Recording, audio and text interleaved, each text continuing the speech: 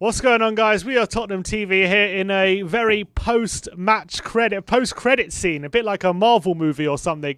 We have a bit of extra content for you guys, all the guys who are sticking around, hoping we go live again, hoping for something extra, hoping for a bit more content. What better than to have the JORRICLE with us? We have sorted out the issues. Jory is with us now. Let's bring him on. Let's bring on the JORRICLE, and I want to get his opinions because Jory says he has the answers to everything. After the yesterday's horrific performance against Arsenal in the North London derby, after our poor performance, Jory claims to have answers for what happened yesterday. So I want to bring him on. I want to get his opinion.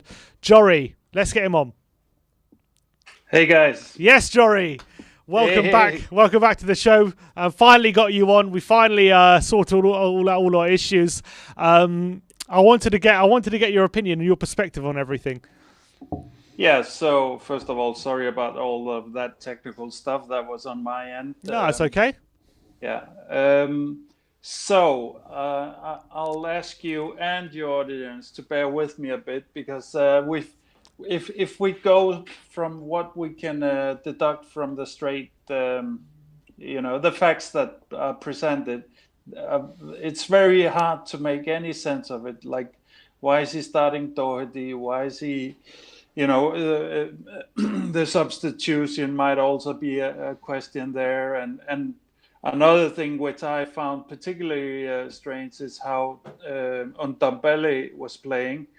He should have the rest. He should be up to his old self, So this game started for me, I think, 2 days before, when Ndombele innocently tweeted out or on Instagram sent out a story with which was a take on the Goodfellas poster, and it was him, Aurier, and Sissoko, and it said La Mafia, and it was directed towards the Welsh Mafia.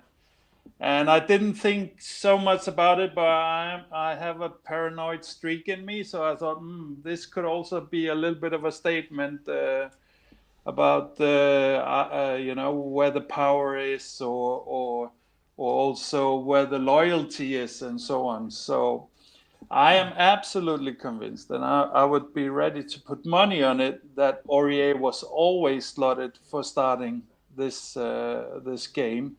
And something came up. There was a big situation between Mourinho and Aurier, and hence Mourinho is starting Doherty, scrambling. The system set. He's starting Doherty in a system he's not going to be able to, cover Bale. Bale was never going to be. They two together. For attacking, for meeting as good of attacking team like Arsenal, especially with Tierney, the fastest, like a very fast wing coming. We knew that was going to be the weak point, before the first whistle, really. And so, because I cannot for my life find any other logical explanation than something came up. Also, if you look at I was looking at how everybody kind of their body language, how they were talking together, and they all seemed rattled. Like Kane seemed rattled. Jose was kind of showing kind of when he's defiant, everything about it didn't look right. So I'm pretty sure we had a situation just before the game. I don't know, maybe 2 days before, maybe just before the game. I don't know, but that's the only. Well, for me, the reason for me why he started Doherty is I just think he gave him an opportunity. That's all I can think of, because after the Palace game, he said Doherty had an impeccable game, impeccable performance. He said that he played Aurier on Thursday, who I actually think played really well on Thursday, but. I think on Sunday he was weighing it up and thinking, Aurier played Thursday. Doherty had a week off and played a really good game against Palace, so he's probably thinking, I'm just going to give him an opportunity. And I think he was wrong to do that. I think he was wrong to play Doherty in this game. And I don't think it was a situation where there was something disciplinary, because Aurier was on the bench, so he was ready to be used. I think he would have been left out of the squad if it was something as serious to be left out of the starting lineup like that. So I don't know. I don't think it was. Yeah. I don't think it was that kind of reason. I just think he gave Doherty an opportunity to start the game in a big game, and I think he got that totally wrong. Yeah, I think, I mean, if he had been left completely out of the squad, you would never convince me of anything else. That my only doubt would be exactly that he was on the bench.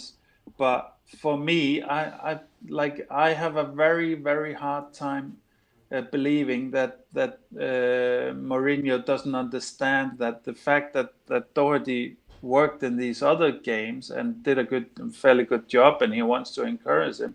He's not gonna work with Bale in front of him against Tierney and Smith Rowe. You know that they are too quick. I mean, Mourinho. Everybody understand that. We can't assume that Mourinho doesn't understand these kind of basic facts of the game. So I'm still there, and like what confirmed it for me was Tanke was like to sabotage, or not sabotaging, but he was not turning up, and it wasn't for any particular reason. It wasn't because he looked tired, in my view, or you know, he was. I think we have a situation with the friend. I was like the only thing also I would say that maybe puts a little bit doubt in was that Sissoko wasn't as terrible as he was when the last situation happened, where he really kind of just couldn't be bothered.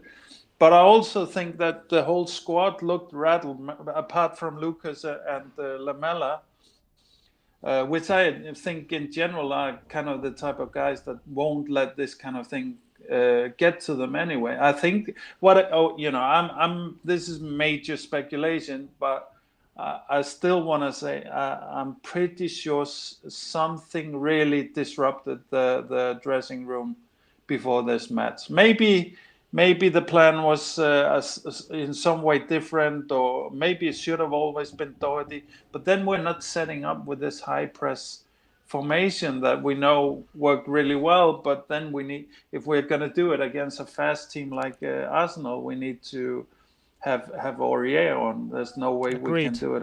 Yeah, I completely agree.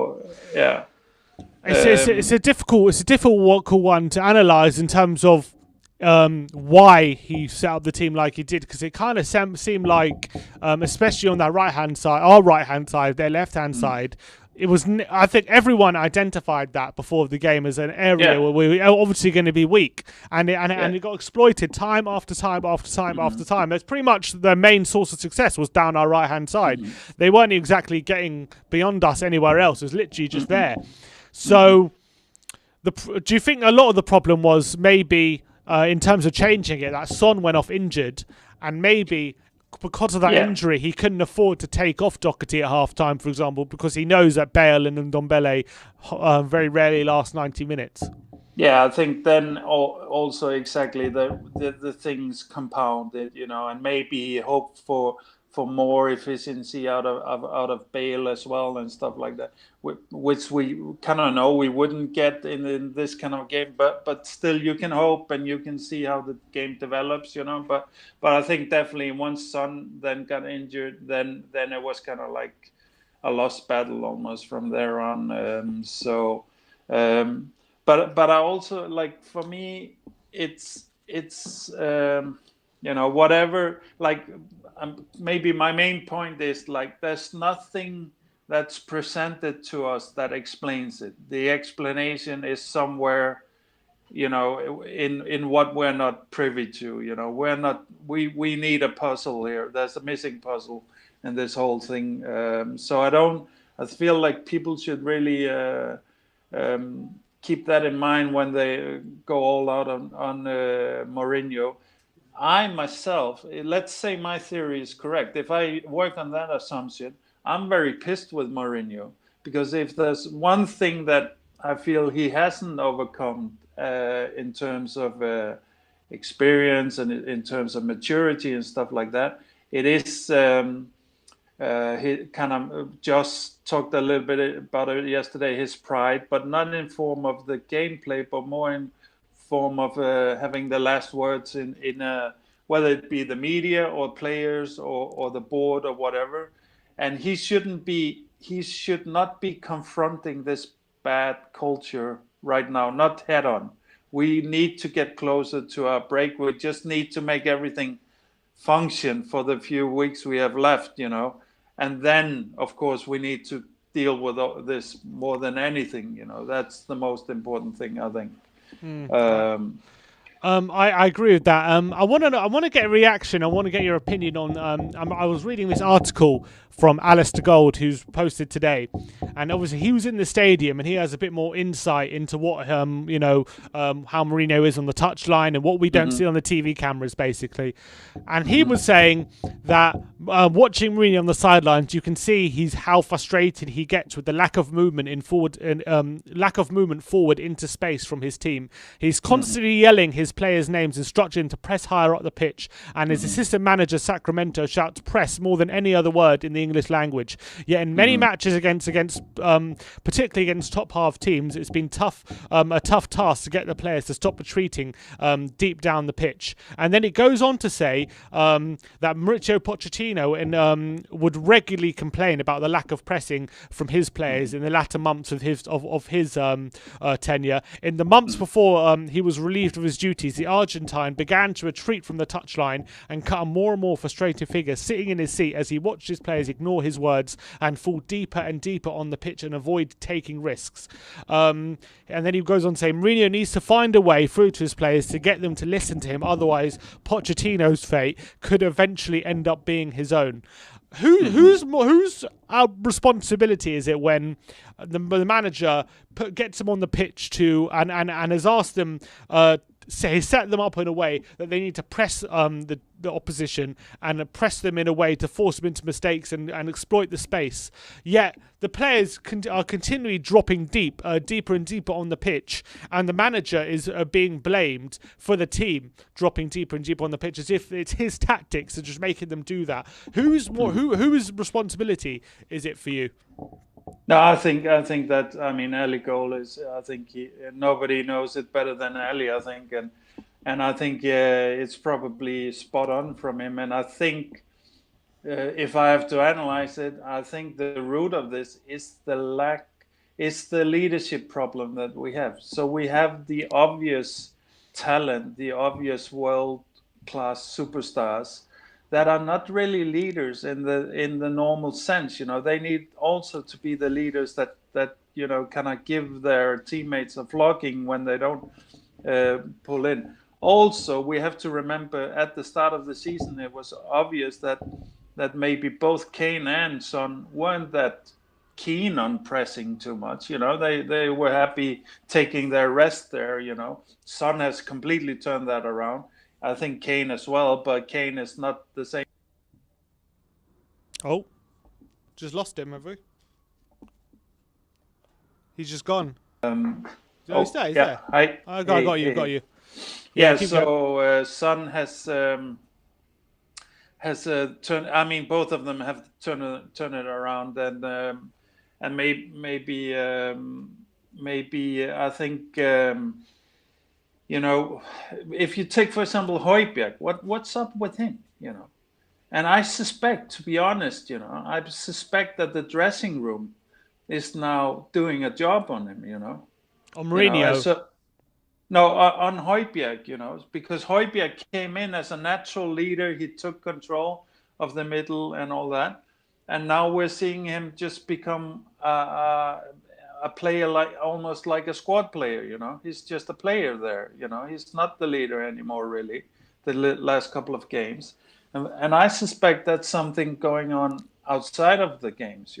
That's pressuring him, putting him in a, and like I grew up in Denmark, I know Danish guys pretty well, and Højbjerg's not going to be pushed over for this. It's a complex situation that he feels like maybe he shouldn't be so vocal, or maybe he should show more respect, whatever it can be. That's kind of what I feel Højbjerg is doing now. Is he's almost he's relinquishing his natural leadership role in the middle. For who, I'm not sure. Is it Tanke that's demanding it? I don't know. But I know that whoever he should relinquish it to, he's not there. There's nobody stepping in instead, it could also, you could also analyze it as he's tired, or which would be understandable, but still I don't think so, because we've seen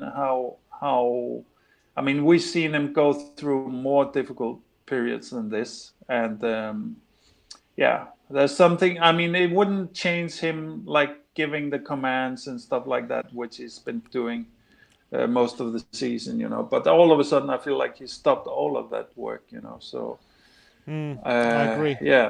Yeah, and we know from Potts exactly. This was what got Potts out. We can't.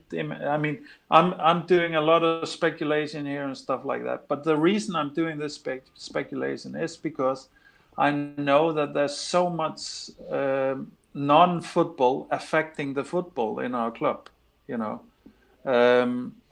and maybe it's also like, that's a valid point. I think a lot of Jose out people say is like the culture, maybe this newer generation can't endure this kind of hierarchical and confrontational managing.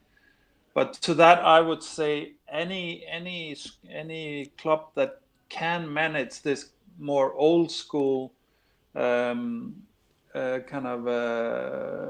way old school respect and roles is going to be punching above its weight in this day and age, because we see it with Man United, for example. Also, we see this kind of sometimes a lack of a leader. If Bruno wasn't there wouldn't, like most of the times, it would be these groups of individuals, sometimes putting a good shift in, sometimes not, and so on, So, I think, but it worries me a little bit that Jose didn't have the cleverness to avoid this confrontation, which I'm convinced was happened in the week, So, well, I guess that is all down to speculation whether something did happen in the week, or there was an incident which sparked. I don't know. I'm not sure what possibly could have happened.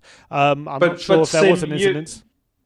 No, but Sim, you like the Alec Gold stuff you read there. Mm-hmm. What is that other than the manager is not?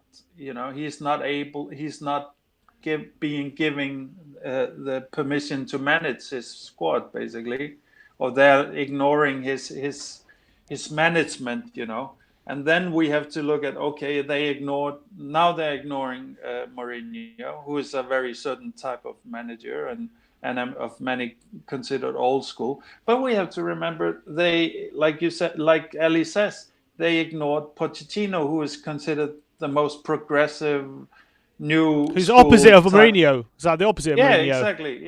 Yeah. So management can't really be the answer to what we see popping up again and again. What I think.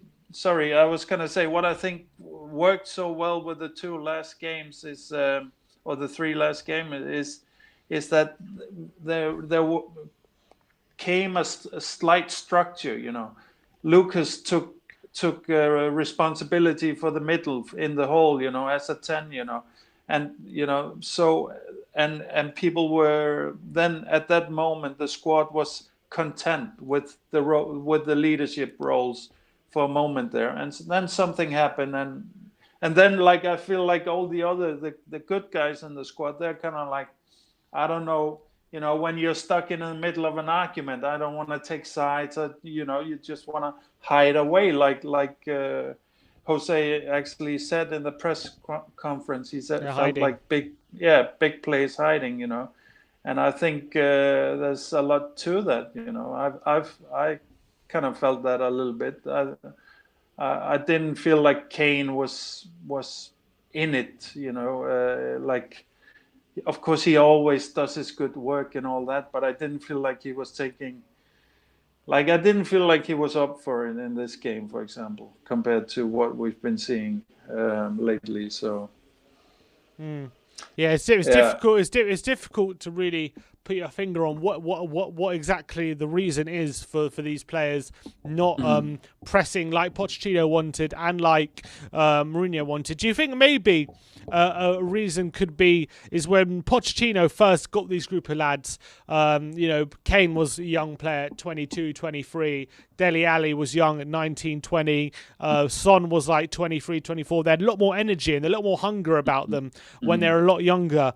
And now we Yeah. have a forward line where Son's 28, Kane's 27, Bale's 31. They're just a bit more mature. They're a bit older. They don't have that endless amount of energy that they used to have in their younger years. And maybe they're not fit to kind of do that kind of role anymore. Maybe we have to kind of find a new way of playing or something. I don't know. It's hard to put a Yeah. finger Yeah. on. No, I think it's great that you bring that up, because I think actually this this high press football, of course, we see it with Liverpool clearly. You know, it is very demanding, and you better deliver if you're gonna demand that of the players. You know, and that's maybe a part of it is exactly, and that's maybe from a more kind of say. From a good guys in the squad like Kane and Son and whatever, it's kind of like, okay, I've been doing my end of the deal, but the club didn't sign. You know, Ruben Diaz came calling, Skriniar came calling, Stones came calling. You didn't sign him. You know, this is what we all know we need. We need this backup. So the club didn't back their work effort. I think that's what you're seeing in Liverpool as well. Is like Salah and Mane and stuff are not content with what Liverpool, how they didn't back them in the summer as well, in the way that they wanted to see. And I think it's a very, very demanding way of running a club. I don't think it's necessarily the best way. I mean, you can go, it's kind of like you can go for a 3 to 5 year shoot at all the titles and try and get some silverware. But after that, you basically have a, you know, it's like ruins. You know, your team is completely spent after that. You need to do a complete rebuild after that, I feel. But the good news here, actually, there is good news here, is Go on. because Mourinho is exactly the manager who's gonna manage an empire over a decade. Can he still do that in this day and age? That's the big question, you know. But once he gets his players, they're going to be set in there, and he's going to be refreshing the squad, and he's not going to be spending them just on the Champions League run this season or the title run next. He's always going to be thinking in a legacy type term, you know. So I think Mourinho is very important in that way, also because I think like.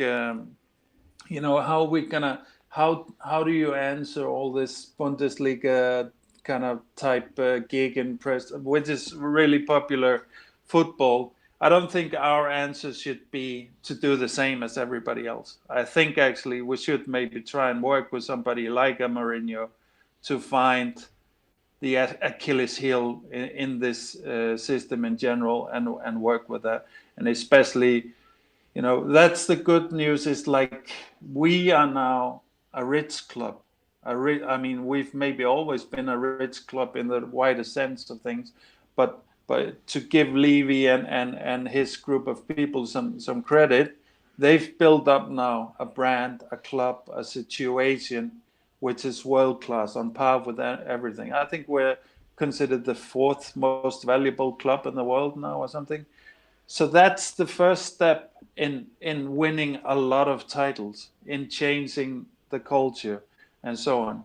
The next step, I think, is a guy like Mourinho. Not necessarily. I could also see other managers, but I don't necessarily see it being a Klopp or Nagelsmann or one of these progressive guys making this change. I see more of an old school guy actually being the way to make this change. Once that's in there, once we've put this Spursy legacy to rest and begun a new legacy, then we can play around with all these ideas of what would be good for the next 5 years. Take in a Nagelsmann, give him the best opportunity to succeed with his school of thought and so on. You know, so I think you're totally right there, Sim. I think Delhi, Son, Kane, stuff like that. Son and Kane are still doing their work. They're just so responsible. They're so loyal to the club. I think Delhi, in a way, rightfully, is kind of like, but what have you done for me? You know, I've been putting my stuff in, but has the club, you know, really shown the same ambition as I showed those seasons where I worked my ass off? You know, so and I think to that we have to say no. The club hasn't backed this squad like they should. We always say it about Pochettino. They didn't back Pochettino like he deserved. In that same sentence, you're also saying they didn't back this squad as they deserved. You know, that's also true. Part of that. Yeah. Yeah, so, people forget that that kind of element of the players in that sense, and how much they probably are just as frustrated as the manager in that sense. For sure. I mean, for me, I dread the thought of Harry Kane not leaving Tottenham, and we're never delivering anything for him. Yeah. For me, I mean, I would feel ashamed of that, really. All right. You know, so yeah. Jorri, it's been a pleasure as always having you on. Unfortunately, I have run out of time now, but thank you for joining us. Thank you for dissecting, analysing your thoughts on the North London derby defeat. I appreciate you holding the line and coming on and giving the fans a bit of extra content as well. And I appreciate you joining us. A lot of speculation, Sim, but put it in there, have a think about it, and see if it makes a little bit more sense in this light. Potentially, we'll have to think about whether that's true or not. Maybe something will come out in the next few days. We'll have to wait and see. Yeah. All right, Sim. Nice one, Jorri. Speak to you in a bit. Come on, you Spurs. Come on, you Spurs.